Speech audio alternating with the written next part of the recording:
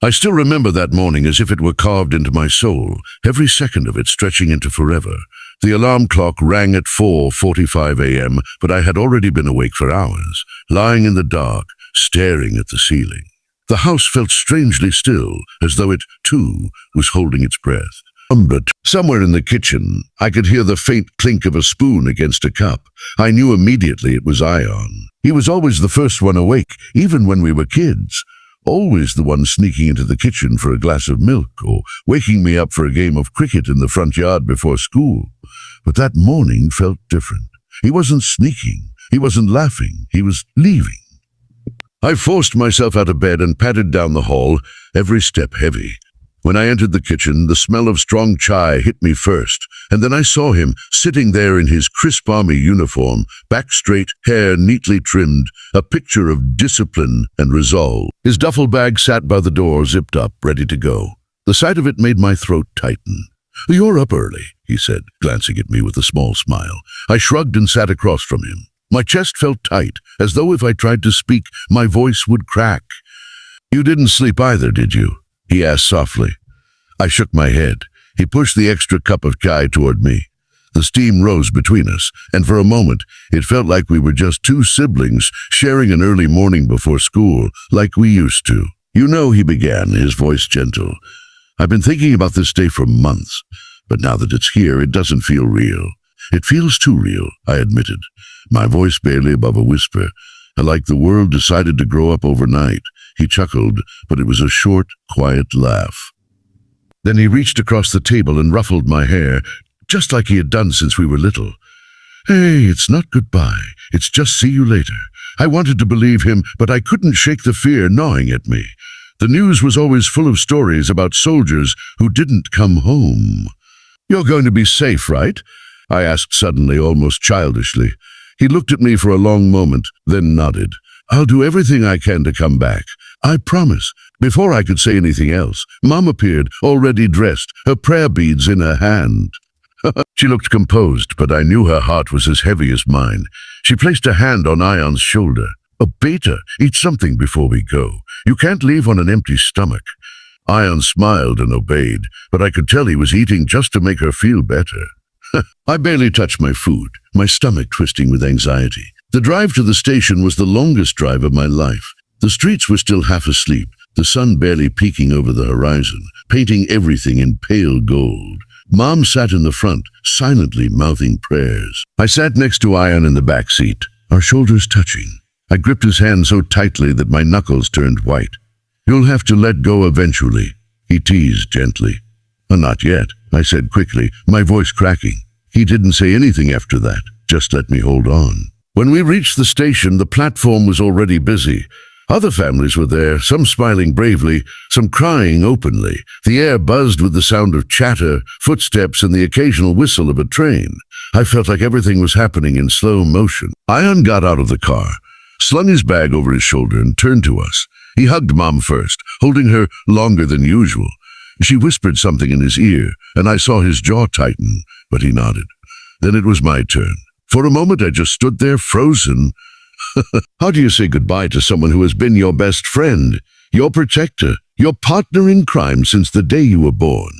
He stepped forward first, wrapping his arms around me so tightly that all the air rushed out of my lungs. I hugged him back with everything I had, burying my face in his shoulder. "You're my little sister," he murmured, his voice thick. "I need you to be strong, okay? For Mom, for Dad, for me." I nodded against his shoulder, unable to speak. When we finally pulled apart, I could see his eyes glistening, though he tried to smile. "I'll take care of Mom and Dad," he said softly. "You take care of yourself." I managed to whisper. The sound of boots on concrete echoed as the other recruits began boarding the train. Ion gave us one last look, then turned and walked toward the train. I stood there, hands clenched, watching until he was just a small figure among many, then a blur, then gone. As the train pulled away, I felt something break inside me. Mom reached for my hand, squeezing it. "He'll be back," she said firmly, as if trying to convince herself as much as me. I nodded, but my heart was still at that platform, in that last hug that felt like it had to last me until he returned. That night, I couldn't sleep.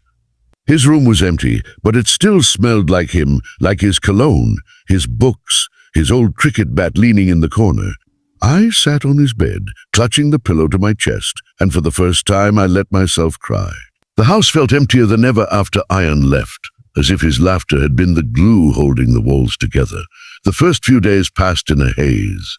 I wandered from room to room, half expecting him to walk out of the bathroom with wet hair, asking if I'd seen his socks. Even the sound of the front gate opening made me jump. Mom tried to stay busy, cooking elaborate meals as if Ian might walk in and sit down at the table at any moment. Dad stayed quiet, burying himself in his work, but I could feel it in the air, the heaviness of a home missing one of its own. The first letter came 2 weeks later. I still remember running back from the mailbox, the envelope clutched against my chest like a treasure. His handwriting was sloppy, rushed, but to me it was perfect. "Hey, troublemaker," it began. "You wouldn't believe how early they make us wake up. If I ever complained about Mom waking me for school, tell her I take it back. They make us run until our lungs are on fire. I think even my eyelashes are sore. But I'm learning a lot, and the guys here are like brothers to me already. I'll be fine. Tell Mom to stop worrying." I read it 3 times before giving it to Mom. She pressed it to her lips, tears slipping down her cheeks silently. That night, she placed the letter under her pillow, as if it would keep him safe. Days turned into weeks. The letters kept coming, sometimes long, sometimes just a quick note scribbled on military stationery, but each one was a lifeline. He wrote about the blistering heat during training, about sleeping under the stars, about the pride he felt when he first saluted his commanding officer. He never wrote about fear, but I could sense it between the lines in the way he asked us to take care of each other, in the way he always ended with, "Don't forget me." Then came the first video call. It was late evening when the phone buzzed with an unknown number. Mom answered, and suddenly his face filled the screen. My heart leapt. He was in uniform, his helmet perched slightly crooked on his head, his smile wide. "Look at you," I said, trying to keep my voice steady even as my eyes burned. "You too," he teased. "Have you been eating or just sulking since I left?" I laughed, despite myself. For a few minutes, it felt almost normal. He showed us the barracks, introduced us to one of his buddies, and joked about the terrible food. Mom tried not to cry, but I saw her wiping her eyes off camera. Before the call ended, he grew serious. "Hey, remember that hug at the station?" "Of course," I said softly. "Keep it safe," he said. "I'll be back for another one. Stronger this time." When the call ended, Mom hugged me, and for the first time since he'd left, I felt hope. Months passed. I felt hope. Months passed. Letters slowed down when he was deployed to an active zone, but they never stopped completely. His words became more careful, but sometimes, between his jokes, I could sense the weight he was carrying. "You wouldn't believe the stars out here. One letter read." "Huh?" "When the night is quiet, I just lie on my back and look at them. Makes me feel closer to you somehow." But not all days were quiet. One night, Dad's phone rang. He answered and went pale, stepping outside to take the call. Mom and I sat frozen, staring at each other until he came back inside, his face unreadable. "That was the base," he said quietly. "There was an attack. Ian's unit was involved. The room spun. Is he? I couldn't even finish the sentence. "He's alive," Dad said quickly. "Injured but alive. They're moving him to a safer location." I felt my knees go weak. Mom clutched her prayer beads so tightly they left marks in her hands. For days, we waited for news. Finally, a short message arrived from Ian himself. "Before you panic, I'm okay. Just a few stitches and a very dramatic scar that will make me look cooler than ever. Don't cry. I need you to be strong." I cried anyway. After that, I prayed every single night, whispering his name into the dark. The waiting became part of life, waiting for letters, waiting for calls, waiting for the day he'd come home. And then, one bright morning, it finally happened. Dad came home early from work, smiling in a way I hadn't seen in months. "He's coming home," he announced. For a moment, none of us moved, and none of us moved. Then Mom let out a sob that was part cry, part laugh.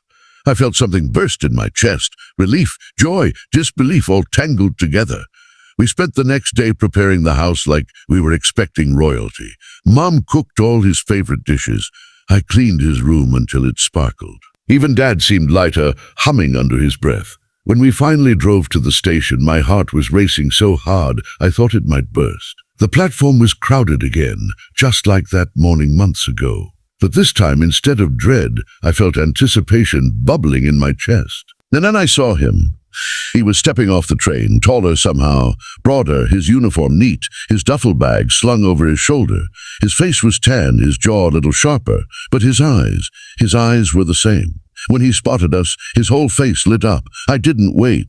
I ran straight to him, tears already streaming down my face. He dropped the bag and opened his arms wide. I crashed into him, and for a moment, the rest of the world ceased to exist. He lifted me off my feet, spinning me slightly, just like he used to when I was a kid. "Told you I'd be back for another hug," he whispered, his voice thick. I clung to him, sobbing and laughing at the same time. Mom joined us, holding him like she'd never let go again. That evening, as we all sat around the table, listening to him tell stories about his time away, the good, the bad, the terrifying, I realized something. That first hug at the station had been a promise, but this one was a beginning. Ion had left as my brother, my playmate, the boy who teased me about stealing the last samosa. He had come back as something more. A soldier, a protector, someone who had faced the worst the world could throw at him and still come home smiling. When the night grew quiet and everyone went to bed, I sat by his door for a long time, just listening to him breathe. For months, I had been holding on to the memory of that last hug, like a lifeline. Now, I had a new one, warmer, stronger, more real. And I knew that no matter where life took him next, no distance, no war, no fear could ever take that away from me, because that hug was no longer just a promise. It was proof that he had gone, fought, endured, and returned. Proof that family, no matter how far apart, always finds its way back together. The first few days after Ion came back felt like living inside a dream. The walls echoed with laughter, the smell of his favorite food filled the kitchen, and for the first time in months, Mom slept through the night. But soon reality started to set in.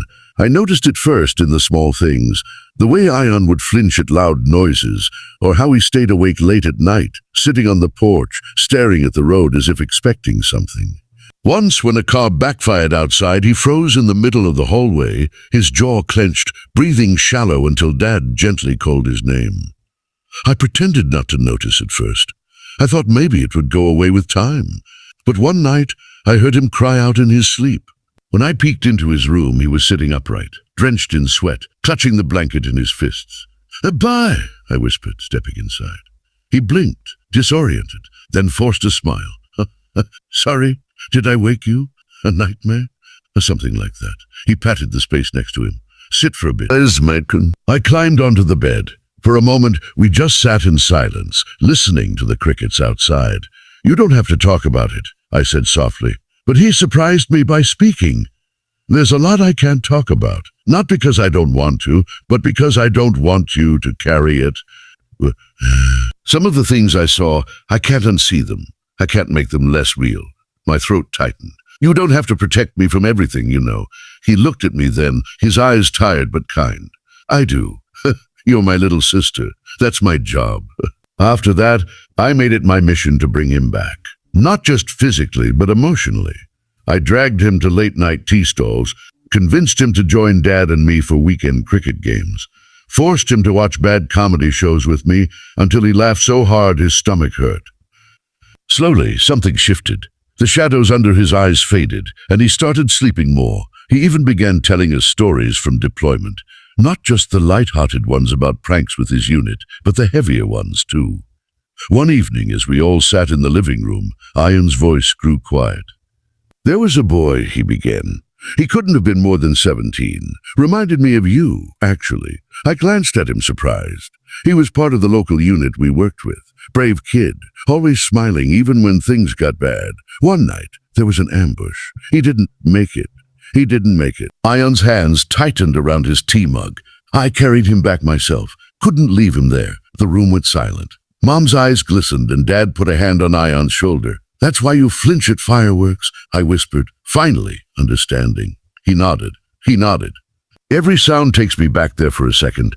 There was nothing I could say to erase that pain, but I reached over and hugged him tightly. This time, he didn't just hug back.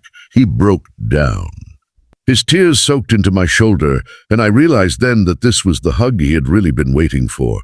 The one where he didn't have to be the strong soldier, just my brother. From that night on, he began to heal faster. Months passed and life found a new rhythm. Ion applied for further military training, but this time he involved us in the decision. I want to serve, he told us, but I also want to be here, with you, whenever I can. I don't want my whole life to be war. I supported him, even though the thought of him leaving again twisted my stomach. But I knew this was who he was. Not just my brother, but someone who carried a duty bigger than himself. On the day he was set to leave for training again, we all went to the station together.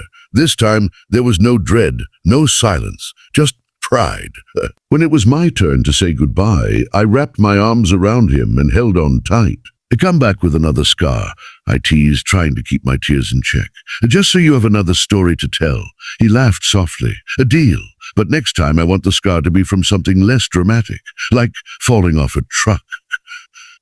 As the train pulled away, I didn't feel the same crushing fear I had felt before. Instead, I felt strength, the kind Ion had given me that first day when he told me to be strong. And I realized that what we shared was more than just a sibling bond. It was a promise renewed every time we said goodbye and every time we hugged hello again. That night, back at home, I took out all of Ion's letters and spread them across my bed. Some were smudged with rain, others with my own tears, but they were proof of everything we had survived. I gathered them into a box, tied it with a ribbon, and wrote on top, "For the day he finally comes home for good." Because one day, I knew he would. Not just for a visit, not just for a short leave, but to stay. And when that day came, I would be ready with the biggest, tightest hug yet. And maybe, just maybe, I would finally let go. Not of him, but of the fear that had haunted me since that first goodbye. Because my brother wasn't just a soldier. He was my safe place. And no war in the world could take that away from me.